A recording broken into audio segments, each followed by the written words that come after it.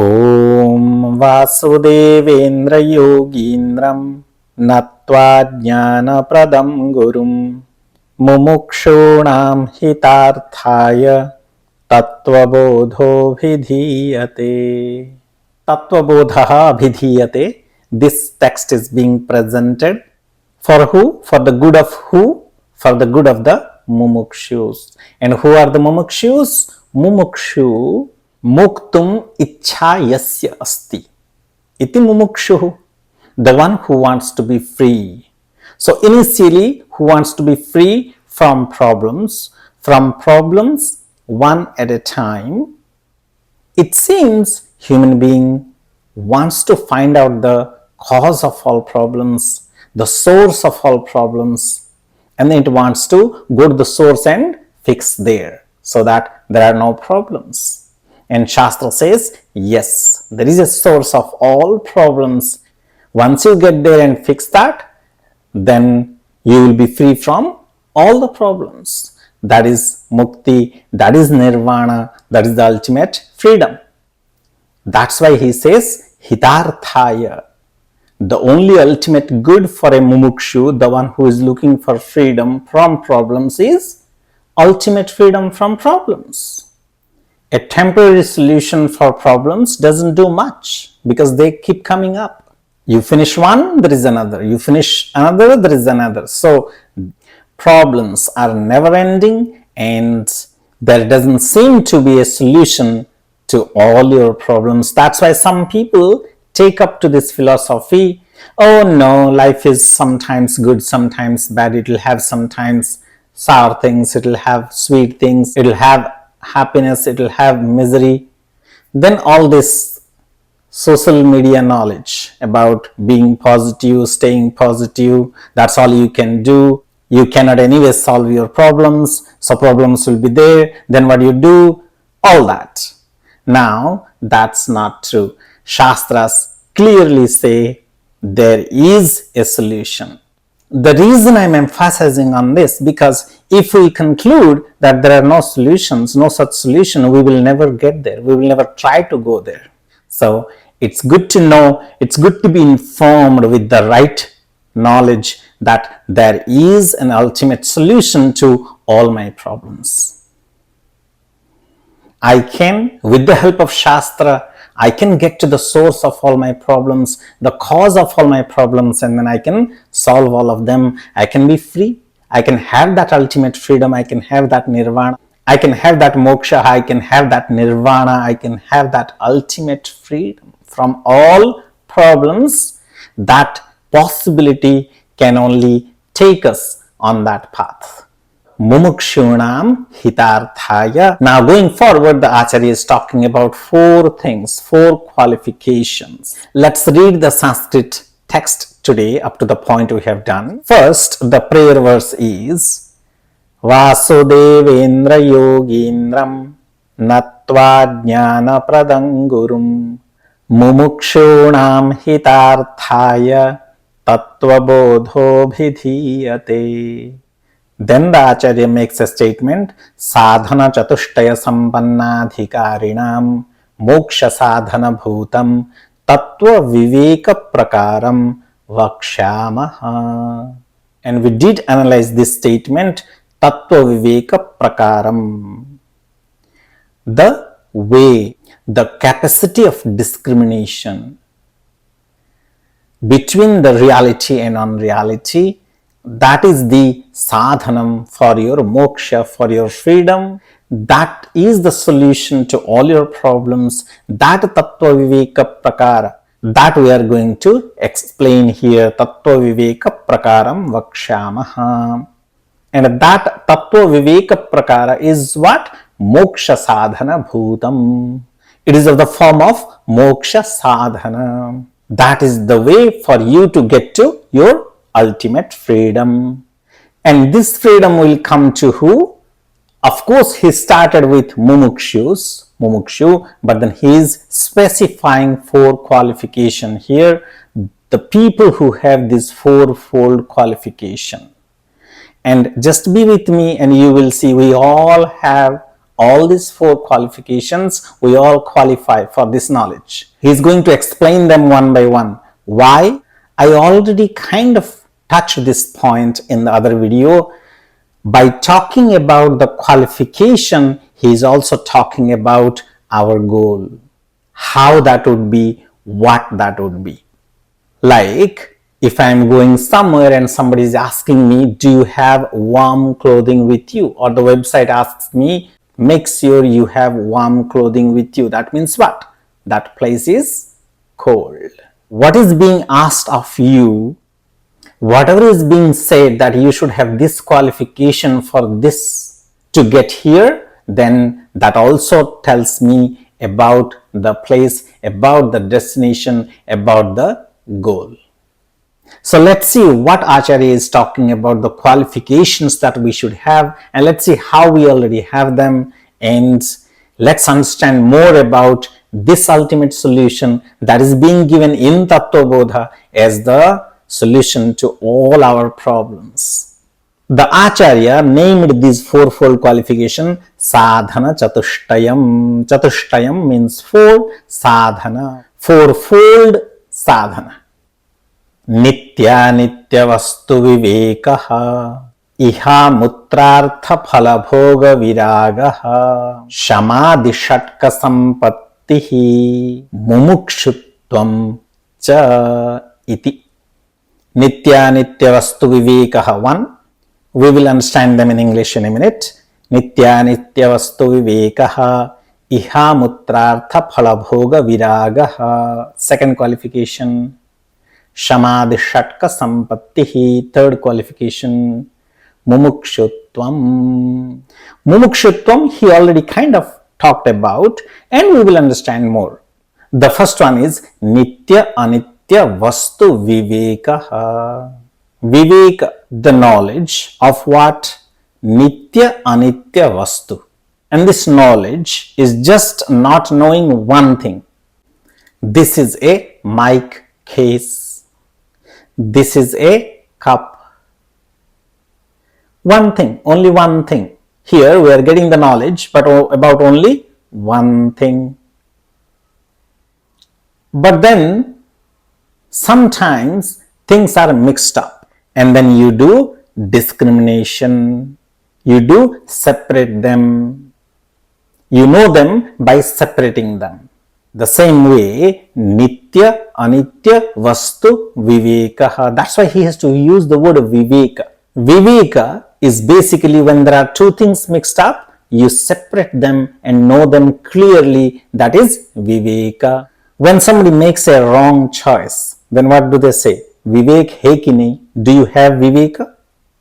So you had two options, but then you, because of lack of knowledge, information, or whatever it is, there is some reason always, you made a choice between the two, and the choice happened to be a wrong one. Sometimes it's a right one with the right knowledge, with the right information. Now, Acharya is saying this Viveka, this discrimination, this understanding, this knowledge, by separating Nitya means permanent, eternal, everlasting. Anitya means impermanent, temporary, changing. What Acharya is saying is there is a changing principle, there is a non-changing principle. They are together, and you have to have the knowledge of these two. You have to have the clear knowledge of these two by separating them from each other. That is necessary as a qualification for you to continue this journey. Makes perfect sense, because many people don't even come to Shastra, don't even come to this journey. Why? They have concluded this is it. This body I have gotten is just for one time. Jindagi na milegi dobara. Khao piyo aise karo. So you will never get another life, another chance. As a human being, you might not get another chance. So what do? Drink, eat, make merry. Just enjoy life as much as you could, in any ways you could. Don't think too much about right, wrong, dharma, nothing. None of these anyways exist. They Even if they exist, doesn't matter, you will be gone one day and that's it. So in this case, what people have is anitya vivekaha, anitya vastu vivekaha. They are sure about the fact that this is all changing, all going to go, nothing is going to stay, I'm not going to stay, so I don't care. Anitya vastu vivekaha. There is no possibility of even nitya vastu. Things like Ishvara, Dharma, Shashvata, Chirantana, Sanatana, eternal, everlasting, some principle that stays, ever existent principle, not there. The journey doesn't even start. Nitya, Anitya. When will your journey start? You have to entertain the possibility of a permanent, everlasting, Nitya Vastu, Nitya, eternal principle existing. And you have to entertain the possibility that I will survive this body. I'm not immortal, I'm not going to die with this body. The body is going to die, but not me. See how it makes sense. What Acharya is saying, the qualification, he's talking about the qualification right now. And if it doesn't exist, the journey is never going to even start. Even if somebody had started, they could run away from this. They could stop in the middle. Mind can be convinced anyways, G. There is something called brainwashing, right? You can be brainwashed. You can be brainwashed by anybody. If they make a strong case, and the case is strong enough, and your mind kind of finds connections in that and says, yeah, this is all true, that's it, you are brainwashed. Nitya, Anitya, Vastu, Viveka, there has to be a possibility. A mind has to entertain the possibility of permanent being there and the Anitya, the temporary, being there. And then the mind has to be ready to inquire into them. That is the qualification we need. Because finally, that's how truth is going to be ascertained. It's a process of taking the truth out of the untruth, because it is mixed. So the qualification is talking about what we are going to learn about. So the Acharya is explaining exactly in the same way in Sanskrit now. So he said 4 things are necessary. Number one, Nitya Anitya Vastu Viveka, and that he is questioning, Nitya Nitya Vastu Vivekaha kaha. What is Nitya Nitya Vastu Vivekaha? And he is explaining, Nitya Vastu Ekam Brahma Tad Vyatiriktam Sarvam Anityam Ayameva Nitya Nitya Vastu Vivekaha. There is only one Nitya Vastu, one eternal principle, one everlasting principle, one ever existent principle, that is Brahman, Brahma. Tad Vyatiriktam, other than that, everything is Anityam Sarvam.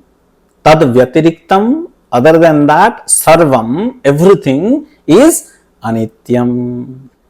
Temporary, changing, going to go away, not going to be there in the same form. Nitya Vastu Ekam Brahma.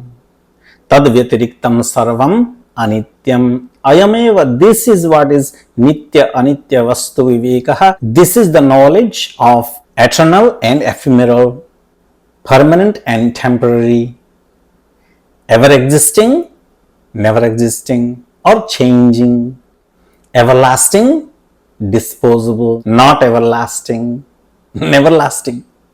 That means entertaining the possibility itself, that everything is not the way I see them. Yes, it's a changing world, everything is changing, everything is a flux, but then there must be something unchanging. Without this, why would anybody come to Shastra, to this knowledge, to this study? Then the best thing is to, every minute you spend for what? For whatever will help you have more, enjoy more, live your life to the full extent. Don't waste your time in all these things. But then, I say we all have this qualification. How, now and then, even the most atheist person, even the most materialist person has experiences that tells him or her, no, there must be something else. Maybe I'm making a mistake. The creation is designed that way. It's impossible for you to not have that sense of something more to just this changing world. It could be just a momentary experience, it could be a spark of some kind of experience, but you do have that sense, no, this cannot be it. There has to be something else. We just have to catch those moments and listen to that inner voice that says, no, you are going on the wrong way. But we kind of ignore it. We push it to the back. Don't shout. Don't tell me there is something else. This is what it is, and this is how I'm going to live my life. I'm going to just enjoy. I'm not going to think about anything else. So you blunt yourself, you blunt your mind. Your sharp mind that could possibly one day do the separation, do the discrimination between truth and untruth, see the truth and be free, that becomes dull, that becomes blunt. We do that. We suppress our inner voice, the true voice that is there, which tells us, hey, there is something else. So the fire is already there. The mind knows, the mind senses. Your mind, your heart, the you sees that.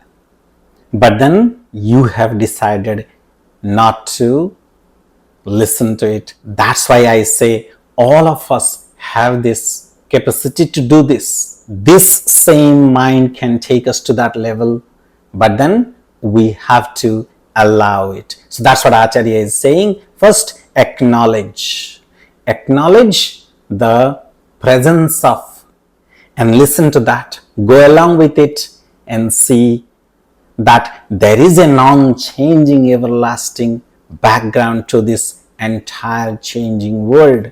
And once you have this, then your mind will automatically ask questions, the right questions, and then your journey will begin. This is one of the qualifications you need. Nitya nityavastu vivekaha nityavastu ekam brahma tadvyatiriktam sarvamanityam. The second qualification Acharya will explain, viragaha kaha. He's going to question viragaha kaha, and then he's going to explain iha mutrartha phalabhoga viragaha. The second qualification, which we know, there is a famous word for this one, vairagyam. Vairagya. And it's a very scary word too. I think it's the most frightening word. Vairagyam. This vairagyam is a very interesting word. Some people translate it as running away. And people do run away. From what? From the word itself. They never come to vairagyam. Not running away. Vairagyam. Iha amutra artha phala bhoga viragaha. We will look into every word and understand what is this vairagyam. Ye vairagya kya hai? What is it? We will look into vairagyam in the next video.